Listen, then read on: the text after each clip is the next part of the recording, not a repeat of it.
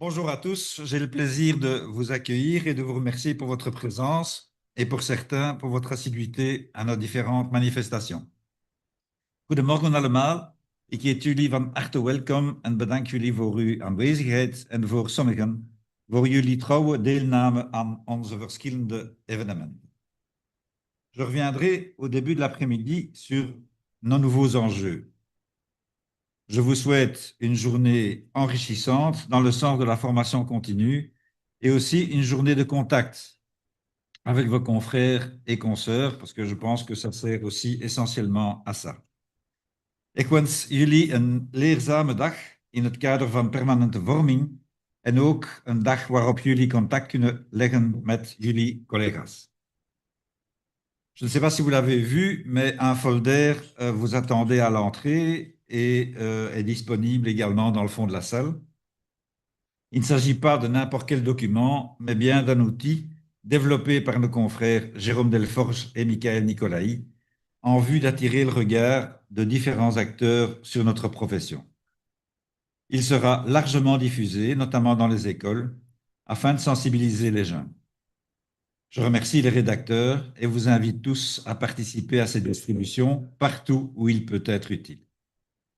Nous avons beaucoup de difficultés à trouver des collaborateurs qualifiés dans notre domaine et il s'agit d'un problème qui affecte l'ensemble du monde géo, que ce soit les géomètres, mais également les géographes et les géomaticiens.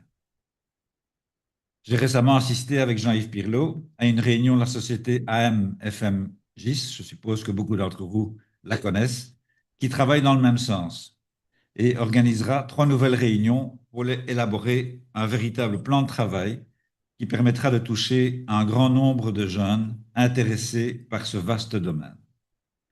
J'insiste beaucoup là-dessus parce que je pense qu'il s'agit de notre survie. Certains vous diront, oui, mais est-ce qu'on ne va pas créer de nouveaux concurrents? Et je crois qu'il faut voir beaucoup plus large que ça. Et je pense qu'il s'agit là d'une œuvre utile. Notre ordre se met également en ordre de bataille dans le même sens, et ce sera bien une des tâches de la commission enseignement qui prend peu à peu ses marques. Je cède maintenant la parole à Eric et Patrick Blatt, qui vont vous parler plus spécialement de notre activité d'expertise, de valorisation et des commissions et participations de l'UGEP. Merci, bonjour à tous. Je vais vous... Attends, d'abord, je vais revenir là.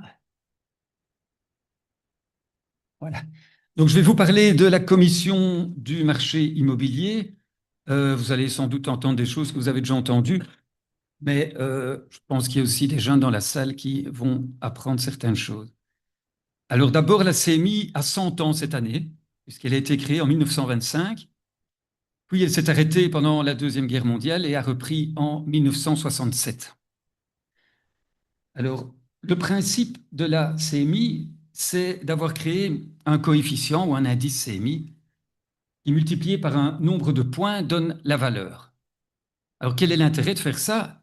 C'est de pouvoir calculer la valeur d'un bien de manière beaucoup plus précise en séparant la valeur intrinsèque de la situation et de l'évolution du marché.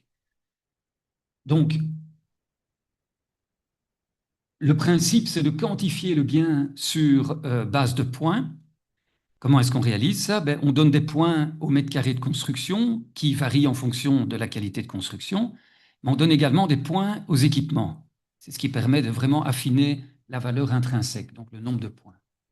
Donc c'est plus précis qu'un prix au mètre carré, ça tient compte de tous les équipements et ça permet de calculer facilement la valeur de reconstruction puisque en multipliant le nombre de points construction par l'indice ABEX, on obtient la valeur de reconstruction, toute taxe comprise. Donc, les points, en fait, s'alignent sur l'indice ABEX et un point correspond à un franc or de 1914, comme pour l'indice ABEX, en fait. Alors, le nombre de points va dépendre de la valeur intrinsèque de la construction, comme je l'ai dit, et de la taille du terrain. Alors, j'ai mis un petit C, là, enfin un grand C à côté de valeur intrinsèque de la construction. Donc, il y a 3 coefficients qui apparaissent sur les fiches CMI qui permettent de quantifier le bien de manière plus précise. Il y a l'indice construction, grand C, qui donne la qualité de la construction. C'est un indice qui va de 1 à 6 avec les demi, 1 étant le meilleur, donc grand luxe, et 6 étant le plus simple. Le nombre de points, par contre, ne dépend pas de l'état d'entretien, ça c'est l'indice E, de la situation, l'indice S, et de l'évolution du marché. Donc, ces trois caractéristiques-là vont dépendre du coefficient. Ça veut dire aussi que quand on a attribué les points à un immeuble, ça ne varie pas dans le temps, tant qu'il n'y a pas de changement évidemment à l'immeuble. Donc si on reprend une fiche de 1982, que l'immeuble n'a eu aucune modification, le nombre de points est toujours le même. Ça veut dire que pour actualiser la valeur, il suffit d'actualiser le coefficient.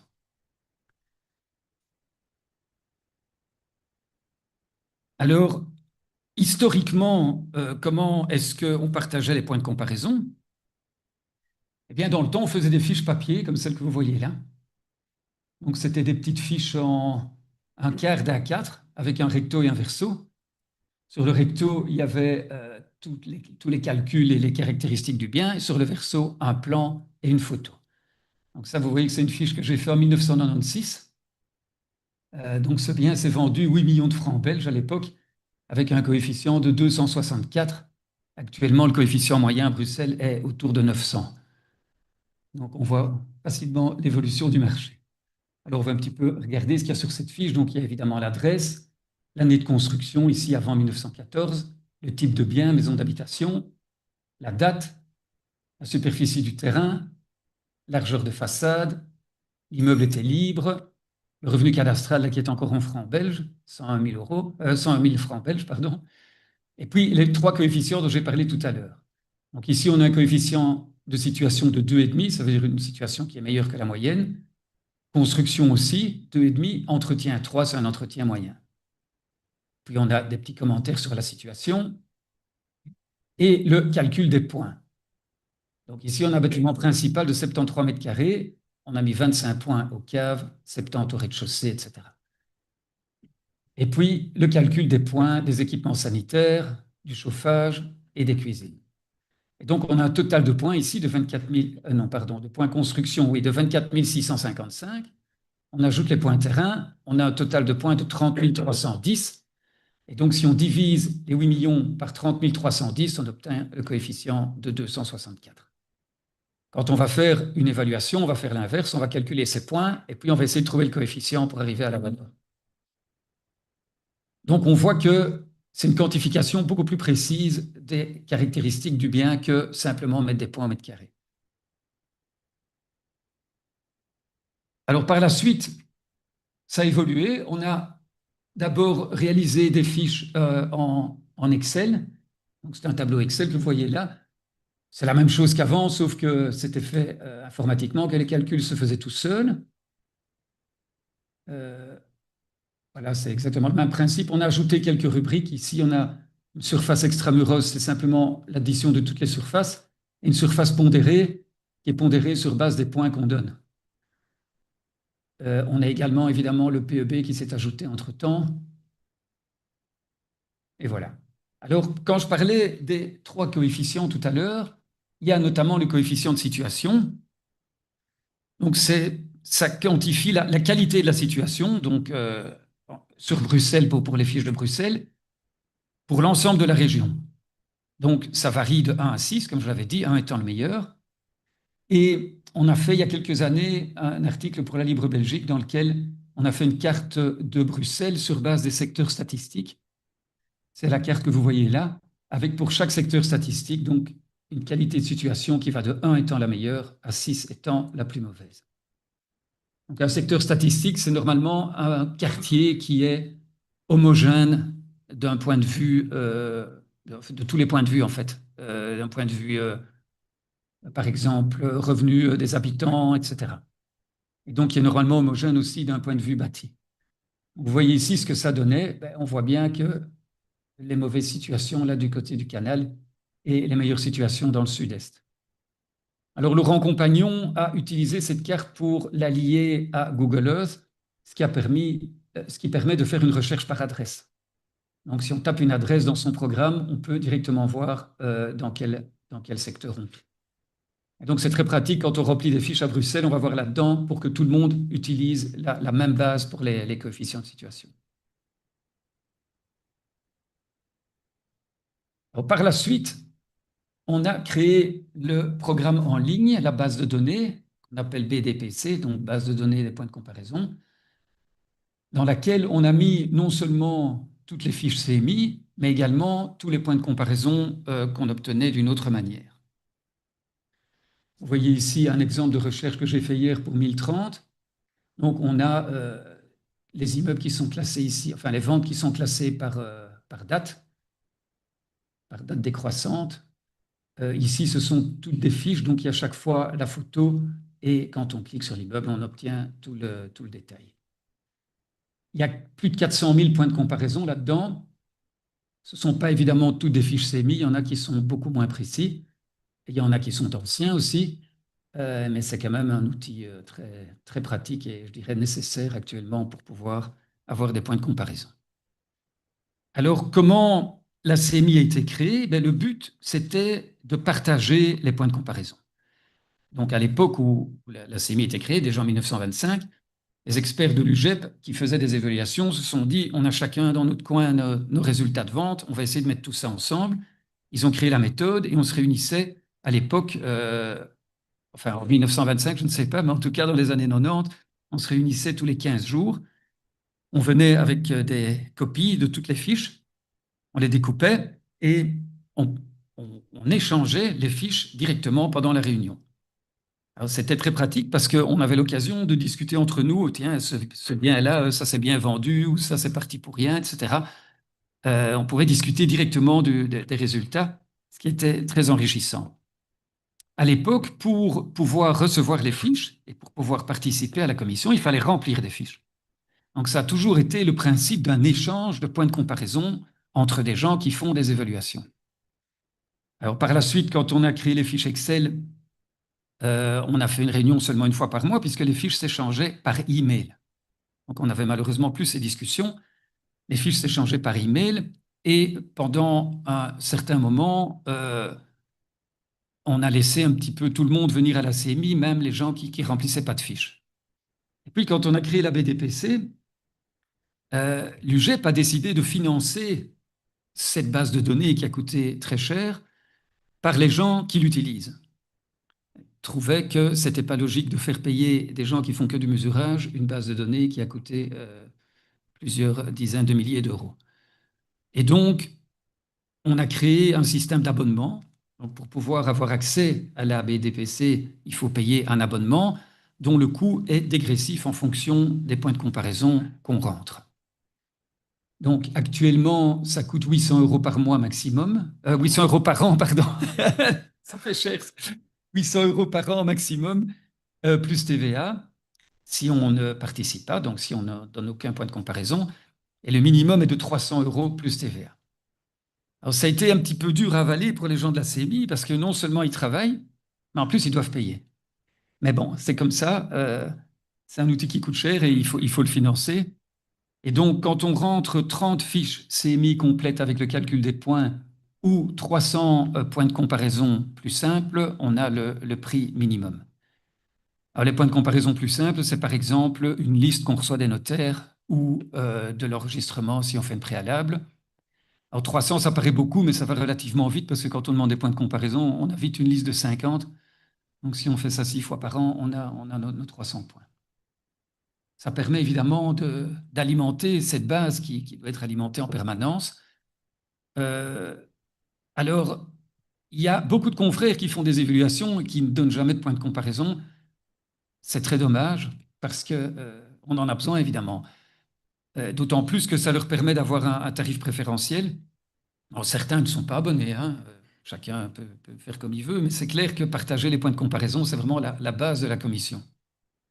Actuellement, on a 22 membres qui sont abonnés à la BDPC, ce qui n'est pas énorme, évidemment. Alors, on peut, si on ne connaît pas la méthode CMI, on peut donner des points de comparaison, comme j'ai dit tout à l'heure, par exemple des points qu'on a reçus des notaires. Il suffit simplement de les envoyer par email à Christian Caprielian ou à Gérard Schmitt qui vont faire en sorte qu'ils soient mis sur le site. Actuellement, comment ça se passe?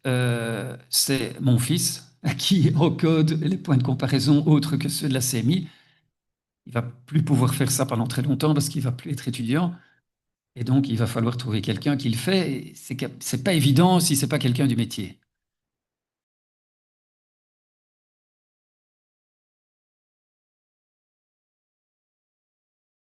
Comparaison, ça lui dit rien du tout. Et donc, voilà, soit on trouve quelqu'un parmi nous qui se sacrifie pour faire ça à un prix étudiant, soit il faudra trouver quelqu'un qu'on va former pour le faire dans les années à venir.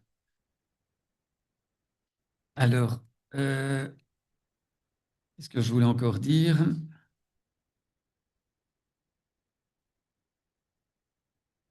Je crois que j'ai tout dit. Je ne sais pas s'il y a des questions. Oui, on en a, mais peu. Ah, alors, quand on est en dehors de Bruxelles, oui. Quand les fiches CMI en dehors de Bruxelles séparent la valeur terrain.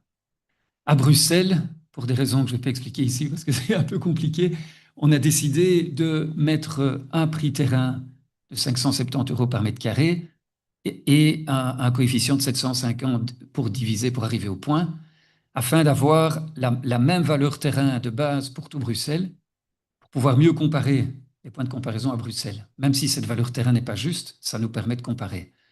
Alors, à Bruxelles, c'est très difficile d'avoir des valeurs terrain, hein, puisqu'il y a très peu de ventes. Et en plus de ça, la valeur terrain dépend très fortement de ce qu'on peut mettre dessus. Donc, sur les fiches de Bruxelles, on ne peut pas les utiliser pour trouver la valeur terrain. Mais en province, oui. D'autres questions? Alors, je voulais dire que vous êtes tous les bienvenus à la CMI à partir du moment où vous faites des évaluations, en sachant que si vous venez à la CMI, vous devrez vous abonner à la BDPC. Bon, quelqu'un qui fait des évaluations régulièrement, je pense que c'est plus qu'utile. Et non, non, non, ça ne se limite pas au résidentiel, hein. Mais on a très peu de points de comparaison non résidentiels, malheureusement. Mais on est demandeur. On est demandeur, évidemment, hein. On a des bureaux, on a même de l'industriel. Oui, oui, on en a. On n'en a pas énormément, mais il y en a. Mais on est très demandeur. Donc, si tu en as, tu peux sans problème les communiquer à Gérard Schmitt ou à Christian Caprielian. Tu peux peut-être rappeler que le rapport que tu fais une fois par an. Oui, donc la CMI, donc le but, c'est évidemment d'échanger les fiches entre nous et d'avoir des points de comparaison, mais en effet, une fois par an, on établit des statistiques pour le résidentiel à Bruxelles et on fait généralement une conférence de presse. Il y a généralement un article, au moins dans la Libre, à ce sujet. Et donc, ça permet de donner une visibilité aux géomètres et de rappeler qu'on est quand même encore les spécialistes des évaluations. Voilà, donc ça, c'est important, oui. Par expérience personnelle, je peux dire que en fait, les évolutions qui proviennent des coefficients qui sont publiés une fois par an par Eric et sa commission sont beaucoup plus précis que tous les articles que vous pouvez lire dans n'importe quel journal. Parce que ces journaux vont dans tous les sens, les banques également. Les banques, par exemple, donnent des statistiques qui sont totalement erronées et qui dépendent en fait de leur politique concernant les prêts qu'ils donnent. Et donc, j'attire votre attention sur le fait que réellement, par expérience personnelle, je peux dire que l'évolution de ces coefficients est extrêmement précise par rapport à toute autre information que vous pourriez recevoir. Mais c'est dû au fait que chez Stadbel ou chez les notaires, ils se basent simplement sur les prix moyens. Donc ils ont évidemment beaucoup plus de points de comparaison, mais ils se basent uniquement sur les prix moyens. Alors on donne toujours l'exemple d'une année où il y a, par exemple sur Uccle, il y a eu 15 villas qui ont été vendues, et c'était toutes des très grosses villas, mais ils vont dire que le marché des villas monte puisque c'est simplement les prix qui prennent. Ils ne tiennent pas compte du rapport entre le prix et ce qu'on a pour son argent. Tandis que nous, on fait nos statistiques sur base des coefficients qui, eux, dépendent vraiment de l'évolution du marché. Mais évidemment, on a beaucoup moins de points de comparaison. Ça, c'est clair, puisque eux ont toutes les ventes. Combien de personnes utilisent cette méthode d'évaluation? De la CMI? On doit être une vingtaine, ouais. Je dirais une vingtaine, ouais. Une Mais les vingtaine. utilisateurs sont beaucoup plus nombreux, hein. Ah non, les utilisateurs de la BDPC, c'est autre chose, mais la méthode avec les points, ouais, à mon avis, on doit être une vingtaine, pas plus, hein. Non, non, mais à utiliser la méthode. Si, parce que tu as tous les confrères qui l'utilisent sans faire partie Oui, du peut-être, classement. ouais. Je ne sais pas. Si, hein. Si. Ouais. Bon, Ouais. oui, clairement, Ouais. il y a beaucoup de confrères qui utilisent plusieurs méthodes, ce qui est toujours bien d'ailleurs en comparaison. Ah oui, ça c'est clair. Hein, et utilisent la méthode. Non, ça, je sais pas. Ah ouais. Et ça, on ne sait pas quantifier ça. C'est pas qu'ils utilisent la méthode. Il n'y a en fait pas tellement d'experts évaluateurs à Bruxelles réellement. Non, qui font que ça, ouais, non. Ben, on voit qu'il y en a 22 qui sont abonnés à la BDPC, donc ceux-là font beaucoup d'évaluations puisqu'ils sont prêts à payer les prix. Donc, oui, bien sûr.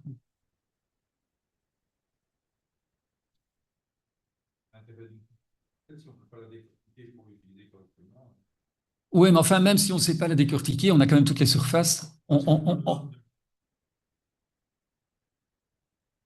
Ouais. 22. Pardon? Il y en a quand même qui ne travaillent pas avec, enfin, qui ne rangent pas de fiches et qui bénéficient du travail des 22. Ah oui. C'est ceux-là qui sont peut-être. Ouais. Oui, on ne sait pas, mais en tout cas, c'est une méthode qui est très efficace pour le résidentiel, certainement, et à Bruxelles, certainement aussi. C'est vraiment, enfin, moi je l'utilise depuis toujours, mais c'est vraiment, à mon avis, la meilleure méthode pour évaluer des biens résidentiels à Bruxelles. Et on donne régulièrement des formations pour apprendre la méthode. Donc, s'il y a des gens intéressés, vous pouvez le signaler au secrétariat, on en refera une. Voilà, ouais.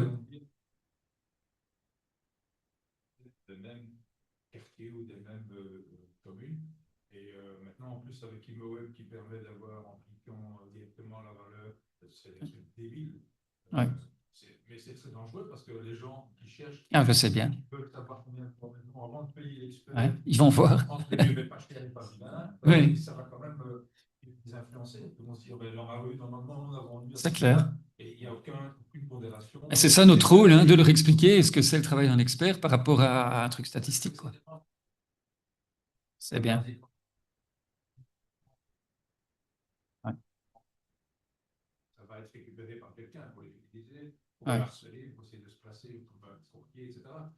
C'est quand même un problème. Mais en général, les gens qui font appel à un expert pour évaluer leurs biens, ils le font en connaissance de cause, justement. Ils ne se fient pas à des choses comme ça, hein. En général, les gens qui viennent chez nous, sinon, ils peuvent demander à un agent immobilier, ils vendent leur maison et ils auront une expertise gratuite, enfin une estimation gratuite. Donc, en général, quand ils viennent chez nous, c'est qu'ils sont déjà conscients qu'il y a une différence entre un travail d'expert et un modèle statistique. Ouais, tout à fait. Je Ouais. crois qu'il ne faut pas oublier non plus que l'IA va encore évoluer dans les années qui viennent. Donc, je pense qu'effectivement, le système que nous utilisons, quelque part, est en danger, entre guillemets. Mais je pense néanmoins que l'aspect service, c'est-à-dire le contact direct avec la personne et voir ce qu'il veut faire avec cette expertise, le diriger vers des solutions, je pense que ça restera. Mais il est un fait certain, il ne faut pas se faire d'illusions, ça fait partie des métiers qui vont avoir une concurrence de l'IA de plus en plus importante. Bah, on l'utilisera, hein, ça c'est évident. On n'est pas du tout contre utiliser l'IA. D'ailleurs, Tegova est en train de voir comment on peut l'utiliser de la meilleure façon. Mais il y a une différence entre utiliser l'IA et les modèles statistiques et faire des évaluations automatisées. Le but, c'est de l'utiliser, et puis il y a un expert derrière qui fait son travail. Ça, c'est intéressant, mais pas nous remplacer, évidemment. Voilà. Dans ce cas-là, un programme qui permet à ce moment-là de rentrer toutes les valeurs, encoder toutes les valeurs payées à plus de gratuité. C'est ce qu'on a dans la BDPC, hein. Donc là, on a tous les points de comparaison. Donc on pourrait mettre une IA qui fonctionne sur notre BDPC, hein. Puisque là, on a la base de départ. Il faut savoir aussi que les évaluations automatiques sont la plupart du temps faites sur des prix demandés, hein. Donc on en a encore parlé hier, je ne sais plus où. Donc ça veut dire qu'il ImoWeb, évidemment, mais pas seulement ImoWeb, Rock Estate aussi, qui travaille maintenant pour ING. Donc, comment est-ce qu'ils travaillent? Ils ont des IA qui sortent des valeurs sur base de prix demandés. Alors, ça va très loin, parce qu'on parlait hier d'un bien qui avait été mis en vente à 5 millions d'euros pendant 10 ans, pour finalement être vendu 2,5 millions. Mais pendant les 10 ans, chaque fois qu'il y avait une nouvelle annonce, entre les 5 millions et 2,5 millions, chaque fois, c'est un point qui est pris par les modèles automatiques. Et donc, ces statistiques sont complètement faussées dès le départ, quoi. Même s'ils ont aussi des prix de vente, hein, mais enfin, dans une petite proportion, quoi. Donc, Dans le temps, il y avait un coefficient contré par rapport à ça, qui était l'argent qui était payé en noir, hein, puisque les résultats que nous avons, mais c'est quelque chose qui a fortement tendance à diminuer. Hein, donc, d'après les informations que j'ai, en tout cas, la partie noire ouais, je crois que devient vraiment... c'est pratiquement terminé, ça. C'est terminé, ça.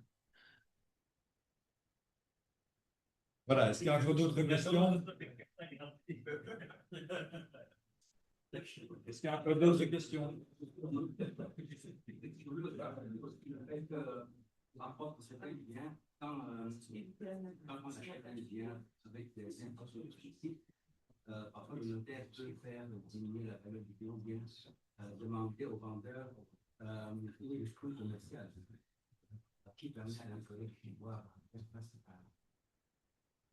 ça fait partie de notre travail d'analyser ce genre de choses, hein, l'aspect urbanistique, faire un examen technique du bien, ça fait partie de notre travail quand on fait une évaluation et justement de la plus-value qu'on a par rapport à des modèles automatiques. C'est qu'on va regarder ces choses-là.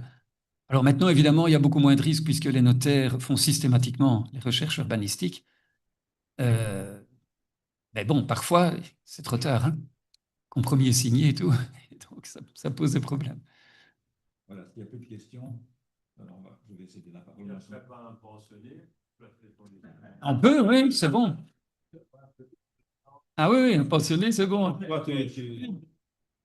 Tu proposes. Voilà.